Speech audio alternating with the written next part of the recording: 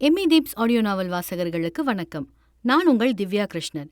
வாருங்கள் கேட்டு மகிழலாம் குடும்ப நாவலான இதழ் மிடரும் முத்தம், அத்தியாயம் 43. ஆசை வெட்கமறியாது.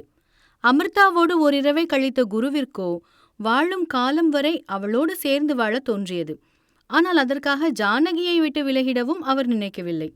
இப்படியான நாளொன்றில் பங்களாவிலிருந்து அழைப்பு வந்தது குருமூர்த்திக்கு, தங்கையின் கணவன் அல்பாயுசில் போய் சேர்ந்து விட்டான் என்று.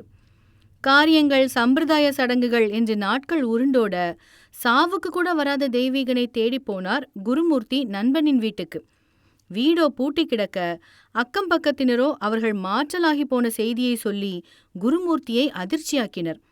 காரணம் புரியாத ஆண்மகனோ சொல்லாமல் கொள்ளாமல் காணாமல் போன நண்பனின் குடும்பத்தை தேடும் பணியை முடக்கிவிட்டார் பாதுகாவலர்கள் மூலம். ஆனால் எதுவும் வேலைக்காகவில்லை. தடயமே இல்லாமல் தெய்வீகனும் அவர் தம் குடும்பமும் மொத்தமாய் தலைமறைவாகி மாதங்கள் கடந்ததுதான் மிச்சம்.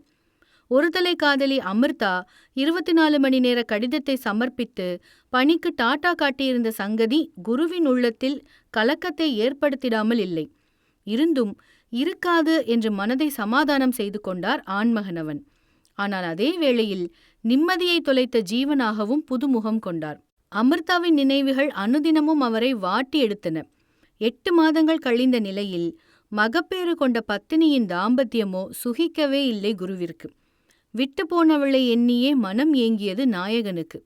ஓரிரவில் எல்லாவற்றுக்கும் இசைந்து இணைந்த இணையையே வேண்டியது ஆணுள்ளம். நரகமாய் நாட்கள் கழிய ஜானகியால் நன்றாகவே உணர முடிந்தது கணவனுக்குள் புதியதோர் போர் மூண்டிருப்பதை. இருப்பினும் குருவாகவே வாய் திறந்திட பொறுமை காத்தார் உத்தமியவர். சொந்த வாழ்க்கைதான் நட்டாற்றில் நிற்கிறதென்றால் கம்பெனியோ கடல் போலான கடனில் மூழ்கி கிடந்தது. ஆகையால் அமிர்தா இருக்கையில் உச்சியை தொட்டிருந்த ஆர்வி குரூப்ஸோ சரிவை நோக்கி பயணித்திட ஆரம்பித்தது. அதை சரி செய்யும் பொருட்டாக ராதிகாவின் கையில் கம்பெனியின் மிகப்பெரிய பொறுப்பை கொடுக்க முடிவெடுத்தார் குருமூர்த்தி. தம்பி வெங்கட் பலமுறை வேண்டாம் என்று தடுத்தும் குரு கேட்கவே இல்லை. சும்மா அவளை குறை சொல்லிட்டே இருக்காதடா. நான் இப்பவும் சொல்றேன், ராதிகா திறமையானவதான், ஆனா பொறுப்பானவ கிடையாது. அது ஏன் உனக்கு புரியவே மாட்டேங்குது? பொறுப்பை கொடுத்தா தானே தெரியும், கொடுக்காம என்ன தெரியும்? அவளோட அலட்சியத்தை தெரிஞ்சுக்க கம்பெனியில பொறுப்பு கொடுக்கணுங்கிற அவசியமே இல்லை. வாங்கின கம்பெனி பணத்தையே இன்னும் திரும்ப தரல, அது ஒன்று போதாதா அவளோட லட்சணத்தை தெரிஞ்சுக்க? நடந்து முடிஞ்சதை பத்தி பேசாதன்னு எத்தனை தடவை சொல்லியிருக்கேனா? அதுவும் அவ இப்ப இருக்கிற நிலைமையில காசு பணமா முக்கியம் என்ற குருமூர்த்தியின் காட்டமான குரலில், முடிவு பண்ணிட்ட, இதுக்கு மேல நான் பேசி என்ன பிரயோஜனம்? நீயாச்சும் உன் தங்கச்சியாச்சு என்ற வெங்கட்டோ கோபமாக வெளியேறினார் அண்ணனின் அலுவலக அறையிலிருந்து. பெத்தவர் கூட மகள் இதற்கு செட்டாகிவிட மாட்டாள் என்றிட, குருவோ முடிவில் மாற்றம் கொள்ளாது நினைத்ததை தைரியமாகவே செயல்படுத்தினார். கணவனை இழந்து அழுகாட்சி கொண்ட தங்கைக்கோ அமிர்தாவின் பதவி நன்றாகவே பொருந்தியது. பிசினஸ் விடயத்தில் பிஸியாகி போன ராதிகாவோ ஆர்வி குரூப்ஸின் மந்தமான நிலையை திரும்பவும் புத்துணர்ச்சி கொள்ள வைத்தாள்.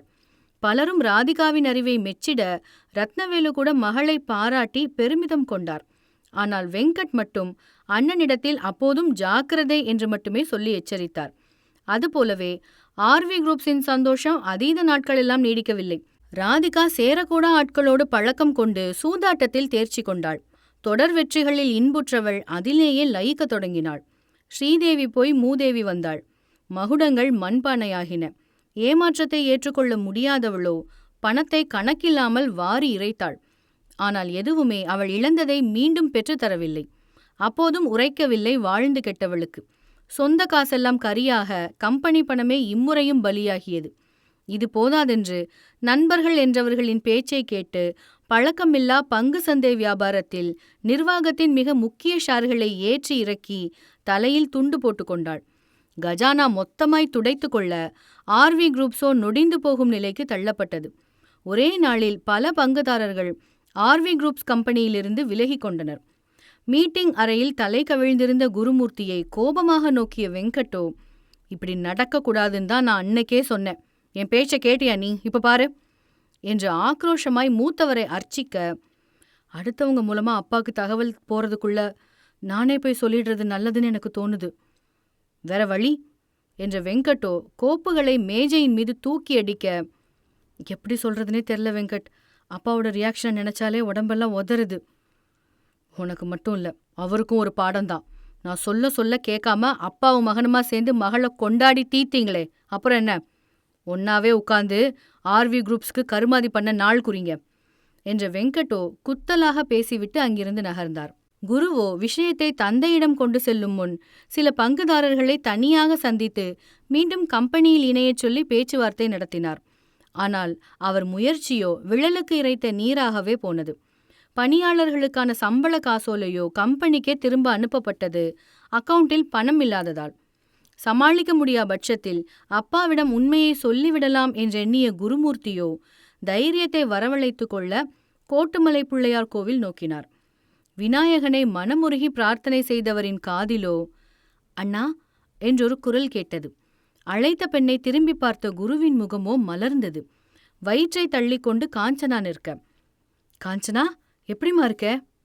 நல்லா இருக்கேண்ணா, நீங்க எப்படி இருக்கீங்க? வீட்டில் எல்லாம் எப்படி இருக்காங்க? எல்லாம் நல்லா தான் இருக்காங்க. எத்தனை மாசம்? 7ண்ணா என்ற காஞ்சனாவின் கண்களுக்கு புரியாமல் இல்லை முன்னிருக்கும் அண்ணன் யாரை தேடுகிறார் என்று. நீங்க மட்டும்தான் வந்திருக்கீங்களாண்ணா? ஆமாம்மா. அமிர்தா தெய்வீகன்லாம் எங்க? அந்த பக்கம் சாமி கும்பிட்டுட்டு இருக்காங்கண்ணா. என்னாச்சுமா, ஏன் வீட்டை விட்டுட்டு போனீங்க? இப்போ எங்க இருக்கீங்க? என்கிட்ட கூட சொல்ல முடியாத அளவுக்கு அப்படி என்னம்மா பிரச்சனை உங்களுக்கு? என்ற குருமூர்த்தியின் வரிசையான கேள்விகளுக்கு வயிற்றுப்புள்ளைக்காரி பதிலளிக்கும் முன்னரே காஞ்சனா என்ற கனமான குரல் ஒன்று கடுமையான தொனியில் ஒலித்தது. என்னங்க என்ற பெண்ணோ அதிர்ச்சி கொள்ள, கண்டவன் கூடலாம் உனக்கு என்ன பேச்சு, வா என்ற தெய்வீகனோ மனைவியின் கரத்தை இறுக பற்றி நடையை கட்டினார்.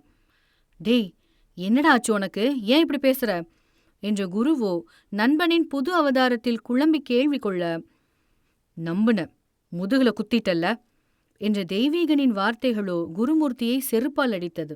எத்தனை தடவை சொல்றது என்னோட அந்த நிலைமைக்கு நான் தான் காரணம்னு என்ற அமிர்தாவோ அழுத்தமாக சொல்லி பழியை அவள் மீது சுமத்தி கொண்டு வந்து நின்றாள் மேடான வயிறோடு. காஞ்சனா, கூட்டாளின்னு நம்பின ஒரு துரோகிக்கு அவளை வக்காலத்து வாங்க வேணான்னு சொல்லு என்ற தெய்வீகனின் வார்த்தைகளிலோ தலை குனிந்தார் குருமூர்த்தி. எது தோழனுக்கு தெரியக்கூடாதென்று இதுவரை நினைத்தாரோ அது இப்போது தெரிந்திருக்க உணர்ந்து கொண்டார் குரு. இதுநாள் வரை அமிர்தாவின் குடும்பத்தை காணாது அவர் கொண்ட தவிப்பிற்கு இன்றைக்கு ஒரு வழியாய் விடை கிடைத்தாயிற்று என்று. உன் மூஞ்சில முழிக்கிறதே பாவம் என்ற தெய்வீகனோ பால்ய நண்பனின் முகத்தை கொல்லும் பார்வைகள் பார்த்தபடி காஞ்சனாவின் கரத்தை இறுக பற்றி, காஞ்சனா, மிச்சம் மீதி இருக்கிற குடும்பமானத்தையாவது காப்பாற்றணுங்கிற எண்ணம் இருந்தா அவளை போய் கார்ல ஏற சொல்லு. இல்ல எது எக்கேடு கெட்டாலும் எனக்கு ஏன் சந்தோஷம்தான் முக்கியம்னு நினைச்சா அவளை இப்படியே இந்த துரோகி கூட கிளம்பி போக சொல்லு என்று கராராக சொல்லிய தெய்வீகனோ அடிகளை முன்னோக்கி வைத்தார், விறுவிறுவென கோவிலின் வெளிவாசலை நோக்கி. கூசி போனது உடல் குருமூர்த்திக்கு அவமானத்தில். வாயடைத்து நிற்பதை தவிர வேறெதையும் அவரால் செய்திட முடியவில்லை. அண்ணனின் வார்த்தையையே வேத வாக்காக்க அமிர்தாவோ தலை நிமிரா நிலையில் அண்ணியின் பின்னாலேயே பாதங்களை வைத்து அங்கிருந்து நகர்ந்தாள். குறுக்கிட்ட பெதும்பையின் கரம் பற்றிய குருவோ, நம்ம குழந்தையா என்று கேட்டு மணிக்கட்டினை உதறியவளின் முகம் நோக்க அவரை ஏறெடுத்த பகினியோ வெறுமன வெறித்தாள்.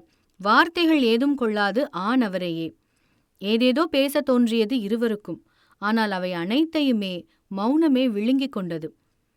பொன்னா பையனா என்றவரின் அடுத்த கேள்விக்கு வாய்மலரா அலரோ சிரசை திருப்பினாள் கர்ப்பகிரகத்துக்கு உள்ளிருக்கும் யானை முகத்தோனை நோக்கி.